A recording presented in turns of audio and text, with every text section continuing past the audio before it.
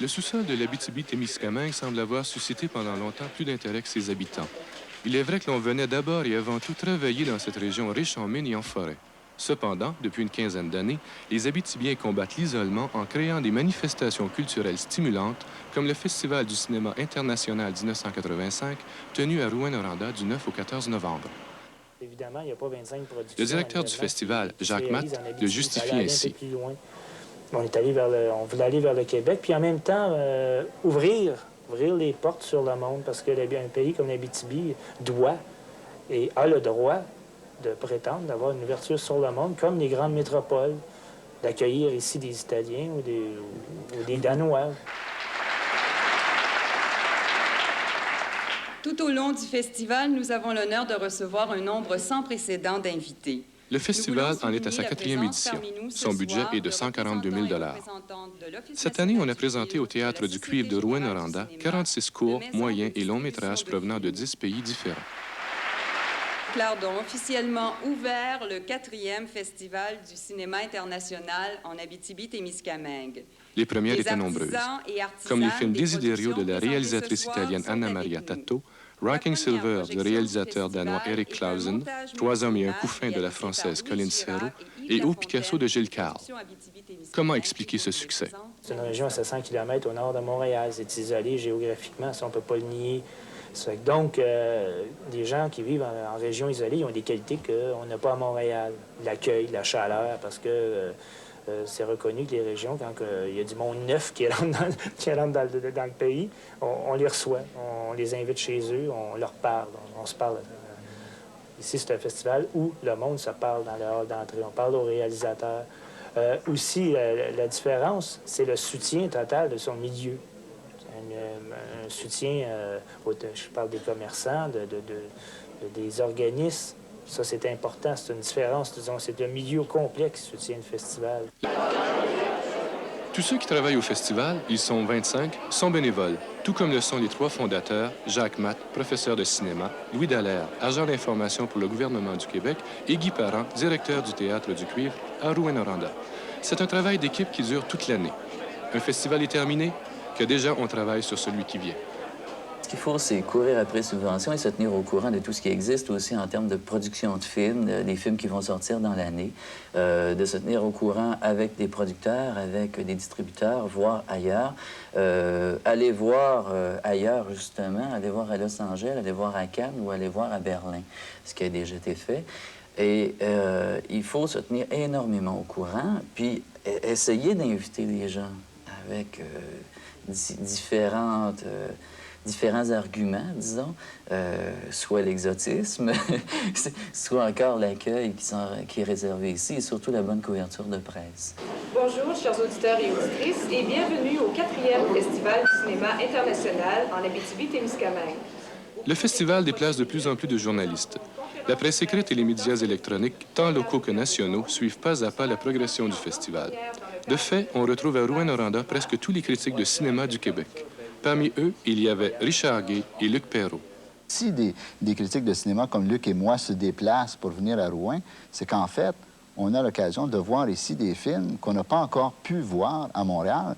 Moi, je suis ici pour 48 heures, pour 2 jours, et en 2 jours, je vois 8 à 9 moyens ou longs métrages, surtout des longs métrages, qui ne sont pas encore sortis à Montréal.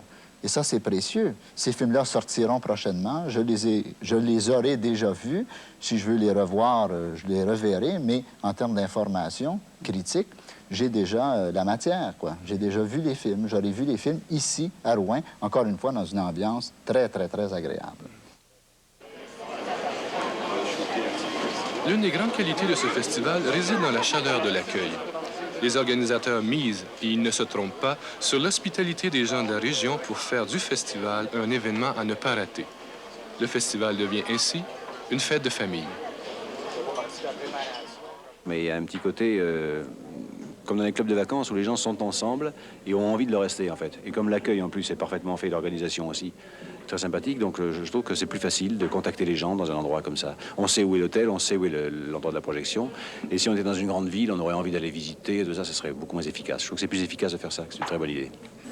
On est une ville qui est quand même jeune, qui est nouvelle. Puis, comme je te dirais, on est habitué de voir du monde ici. On est habitué de voir des nouvelles têtes apparaître, sortir.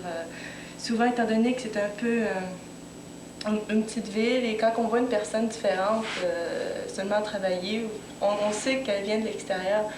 Et on sait qu'en tout cas pour ma part, je sais que je pourrais peut-être aller chercher quelque chose d'intéressant, lui parler ou faire les activités qu'ils font.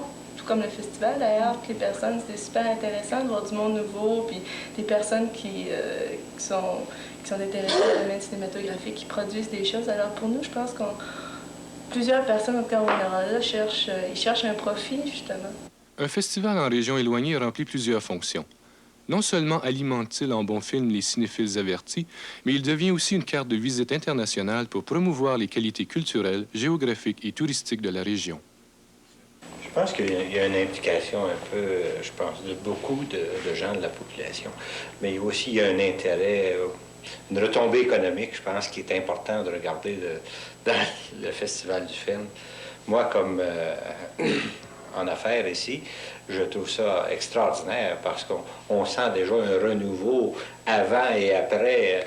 Et on a des gens qui viennent voir qu'est-ce qui s'est passé. On fait parler de Rouyn-Noranda. Ça crée une nouvelle circulation de sang, on dirait, côté affaires pour Rouyn-Noranda et toute la région. Avec un festival, on peut effectivement apporter, dans une région comme celle-ci, à un public qui est avide de cinéma. Moi, je vois ici des gens qui viennent année après année et qui ont une soif de cinéma.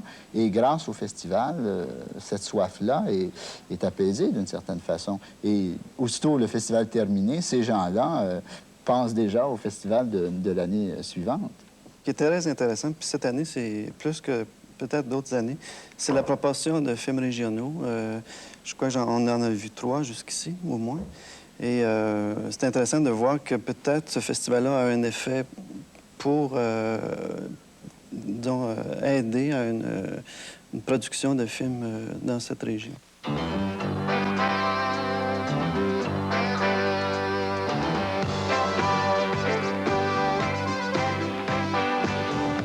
Le Festival de cinéma international de l'Abitibi-Témiscamingue a encore été cette année un succès. Près de 5000 personnes ont assisté aux différentes projections, ce qui est énorme compte tenu de la population de la ville, que l'on estime à moins de 40 000 habitants. Tant qu'il y aura des gens qui vont nous faire confiance, des artisans du cinéma, qui vont nous faire confiance, qui peuvent venir ici, présenter leur production, et que le public ici en région, puis les gens qui commencent à venir de l'extérieur continuent à nous appuyer comme ils le font actuellement, je pense que le festival a un brillant avenir.